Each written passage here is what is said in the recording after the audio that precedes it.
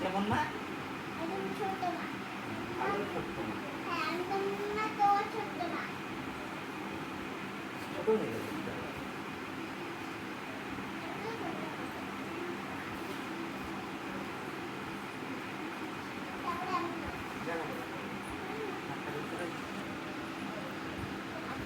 এদিকে এদিকে এদিকে এদিকে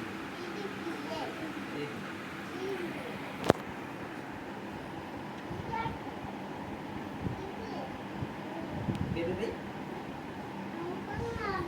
তাহলে এমন করে করে এমন করে হাতটা করতে হবে।